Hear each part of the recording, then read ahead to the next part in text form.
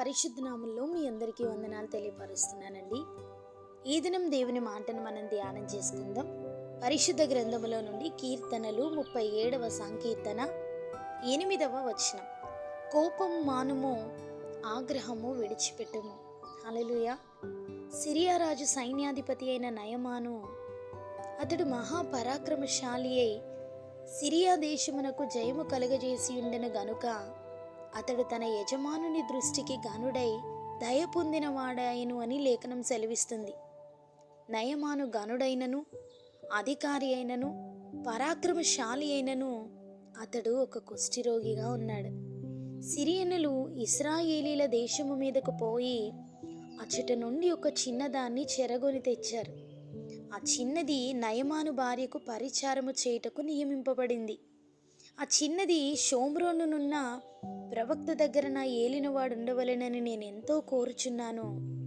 అతడు నా ఏలిన వానికి కలిగిన కుష్ఠరోగమును బాగు చేయనని తన యజమానురాలితో అనగా, నయమాను గుర్రములతోనూ రథములతోనూ వచ్చి ఎలీషా ఇంటి ద్వారమందున నిలిచియున్నాడు. దైవజనుడైన ఎలీషా గారు, నీవు యోర్దాను నదికి పోయి 7 మారులు స్నానము చేయము, నీ ఒళ్ళు మరలా బాగా నీవు శుద్ధుడవగుదు అని అతనితో చెప్పుటకు ఒక దూతను పంపిస్తారు.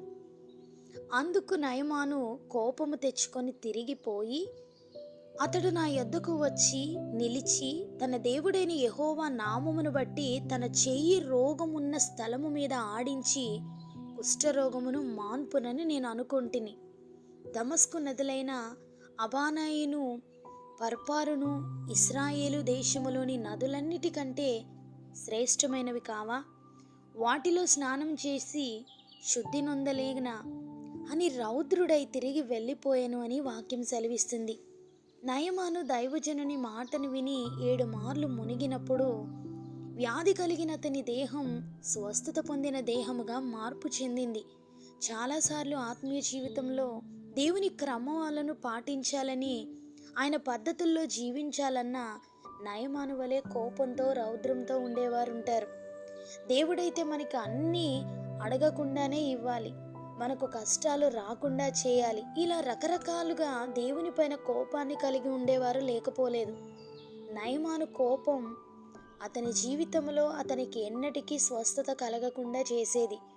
మాటను అంగీకరించి 7 మార్లు విశ్వాసంతో మునగగా దేవుడు అద్భుతాన్ని నయమాను జీవితంలో జరిగించాడు. మునుపటి కుష్టి వ్యాధి అతని శరీరంలో లేదు. మునుపటి నిరుత్సాహము ఇప్పుడు అతనికి లేదు. తనకున్నటువంటి భారము, తనకున్నటువంటి బలహీనత అతనిని విడిచిపెట్టి పోయింది. ఎప్పుడు అంటే దేవుని మాట చొప్పున తను ప్రవర్తించినప్పుడే. దేవునిపై కోపముతో నయమాను వెళ్ళినట్లయితే తన జీవితంలో తన మరణం వరకు కూడా ఆ రోగాన్ని భరించాల్సి ఉంది. అయితే దేవుని మాటకి విధేయత చూపించినటువంటి నయమాను జీవితంలో అద్భుత కార్యాన్ని దేవుడు జరిగించాడు. నేటి దినాన్న మాట వింటున్నటువంటి మనము కూడా మరి దేవుని పైన ఎప్పుడైనా మనం కోపంతో ఉన్నామా?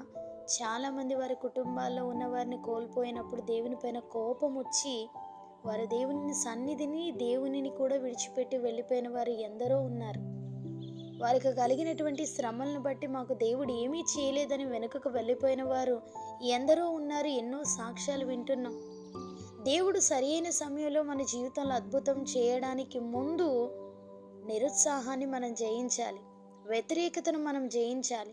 నమ్మకంగా ముందుకు కొనసాగించబడితే నయమాను వలె ఒక అద్భుత కార్యాన్ని మన జీవితంలో పొందుకుంటాం. దేని కొరకైతే ఎదురు చూస్తున్నామో ఖచ్చితంగా దేవుడు ఆ కార్యాన్ని మన జీవితంలో జరిగిస్తారు. ఆ దేవుని యొక్క కృప మనందరికీ తోడైండి మనల్ని బలపరచునుగాక. ఆమేన్.